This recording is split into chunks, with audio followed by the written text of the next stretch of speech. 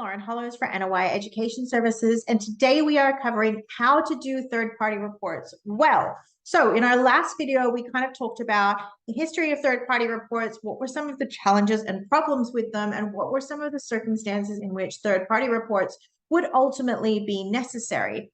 And this is all guided by ASQA's Guide to Developing Assessment Tools and ASQA's guide for using third parties to collect evidence.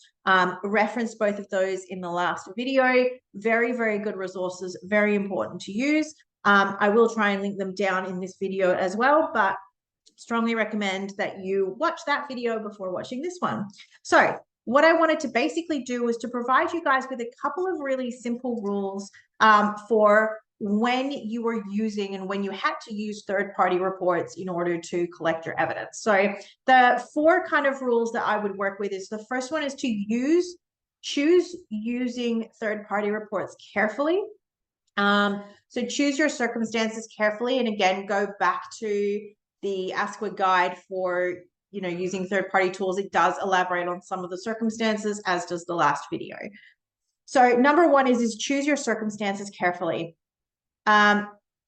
Two is, if you are utilizing them, use a range of evidence. So in any circumstance that I was going to be reliant on using a third-party report, I would first develop a exercise as close to possible in simulation for an assessor to run through observations, because I've generally found that, let's say of a unit, there may be like 10-15% of the requirements that have to be done utilizing the utilizing that third-party report, but like 80-90% of it can actually be observed in simulation, whether it's like the preparation process or whether it's by using a role play and things like that. So I would first always run with a direct observation that I could back up the majority of the unit in.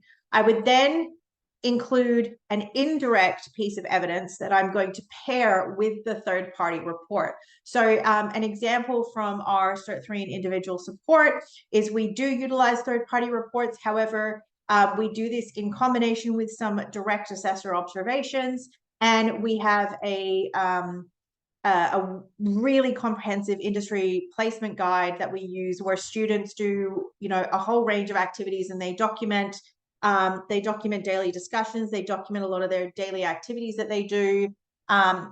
They document individual profiles of the learners, because there's obviously a lot of stuff that you actually can't take from the workplace, you can't photograph because of privacy reasons and patient dignity. But we have them document interactions that they've had with patients and with with patients' family members within a redacted context, so that we have an indirect source to rely on as well.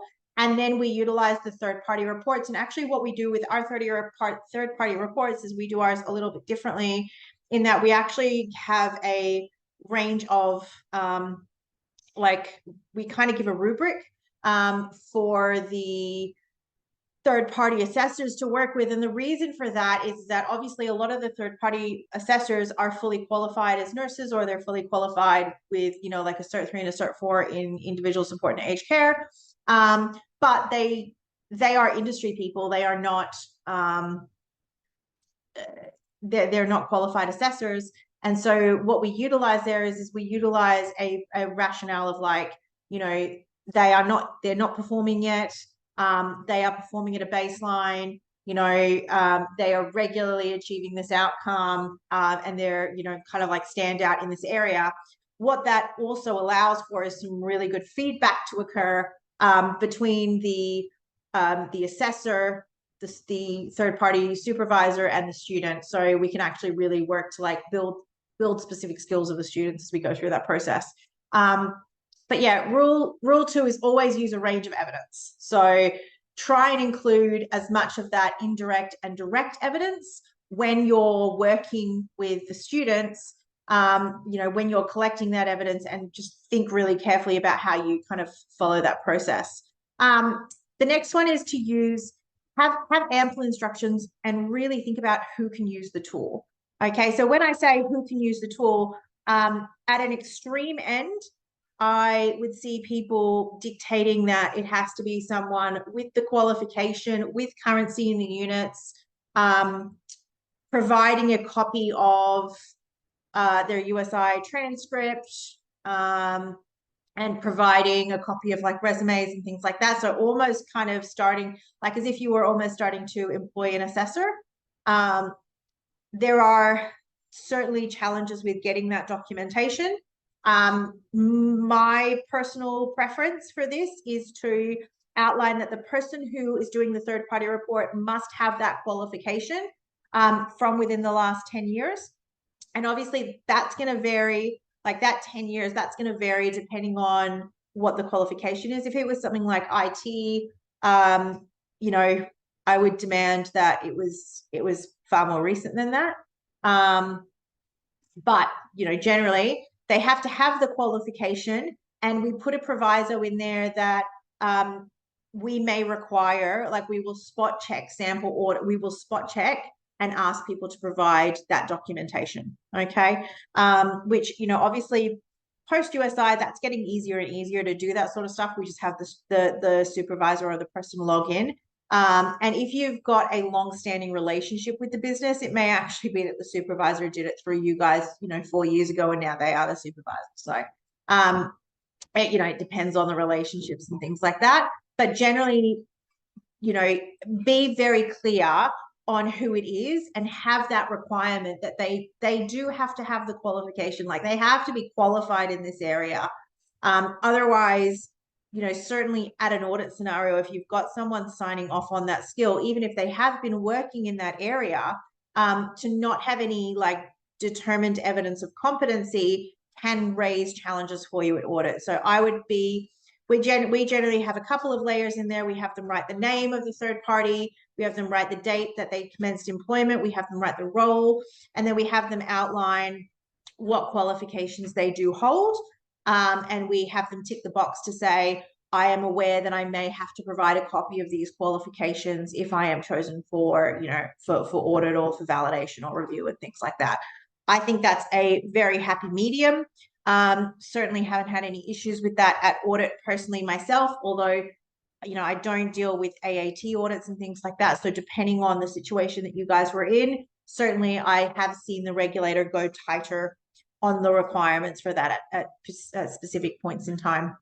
Okay, so that's rule number 3 is be very clear on who can actually sign off on the third party report. Please make sure you actually document. Like at a worst scenario, I've seen third party reports where we actually have no idea because it's literally just a signature. There's no name, there's no role. And it's literally impossible to know. Like it could be another student signing off for all we know because there's just no details in there. So that's on some of the poorer validations that we've done. So you really need to make sure you're documenting who. And I know certainly like for us, you know, as I said, when we utilize it in our individual support qualification, we have areas for I think up to 3 or 4 third-party reports to sign, because quite often, depending on the organization, you may be having multiple, you know, supervisors signing off, depending on, you know, the student working across different shifts and things like that. So make sure you've got space for that to occur as well. Okay, so that's who can utilize it. I guess one proviso on that is if this is in the funded space, I think I may do a separate video on that. But if you're getting third parties for funded purposes and it's not really direct evidence, that's a separate case. The last rule that I want to talk about is to provide really contextualized instructions as to what you want the third parties to be confirming, okay? So the third parties are not confirming competency. It's incredibly important for the third party to understand that they are not deeming the student competent. What they are saying is that they have observed the student performing that skill or demonstrating that knowledge to a satisfactory industry standard within industry conditions, okay? That is what they are signing off. They are not signing off competency because they cannot sign off competency, okay? Only assessors can sign off on that. So what they are doing is they are saying that they have observed this skill in industry context. Now, when we're then putting that through to them, you need to be really you really need to think about what that supervisor is going to know. So, for example, if I'm doing this with counseling and things like that, I can probably say to a counselor, look, they know how to effectively communicate. You know, they can communicate effectively with their patients. And the counselor is actually going to understand what that means because in context, you know, that is a really crucial skill that's held in the workplace.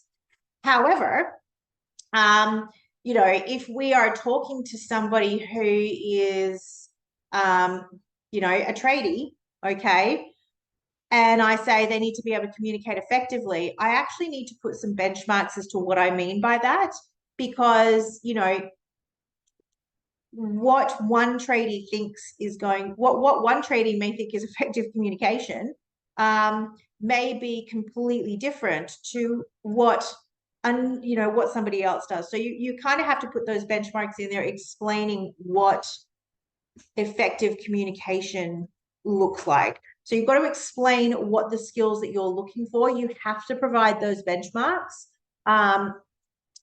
because, as we've stated before, they are not assessors. So you need to be really clear, and everything that you're writing needs to be really contextualized. Now, your assessor observations should be looking like that anyway. So this should not be an overly burdensome process, but you need to very clearly, like in their industry language, not in vet language, in their industry language, explain what they are looking for. Okay. So make sure that that information, like have them have through your industry consultation, have somebody in that position read the document and go like, does that all make sense to you? Does that terminology make sense? Is there anything in there that's unclear? You want to be going through that feedback process with them because otherwise you're just going to get tick, tick, tick, tick, tick. And again, that's why we use that kind of more rubric based system, because if you just go yes or no, most supervisors are just going to default to yes. Whereas if you have more of like a scale based system, it does force them to stop and think just that little bit more about like kind of where they're at.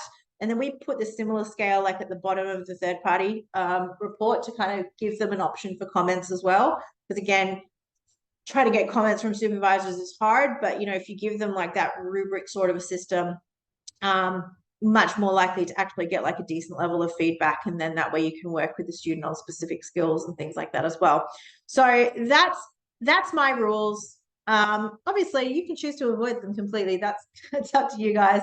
But I think when you're utilizing third-party reports, this is what you should be doing. So number one was choose your circumstances carefully. Two, always back it up with a wide range of evidence, indirect, direct, and third-party reports. Three, provide ample instructions on who can use the tool. And four, contextualize. Like, I can't say it enough, guys. Contextualize the crap out of everything you do. And if you're doing that, you're probably doing pretty well. If you're contextualizing and putting in benchmarks, you're doing better than the majority out there, because that's definitely the two areas in industry that I just think we just are not doing good enough, and we can certainly do a lot better.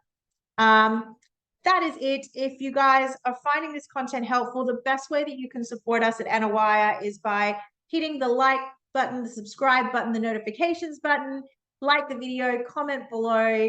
Let us know what you think. Let us know what you think about third-party reports. I'm really interested to know how you guys utilize them.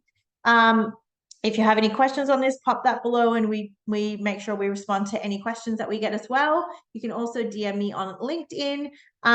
Follow us on LinkedIn. What do we got? We on Facebook. I don't do Insta and TikTok because I'm a boomer. But yes, thank you so much for watching, guys. Appreciate your time. This is Lauren Hollows for Anawire Education Services.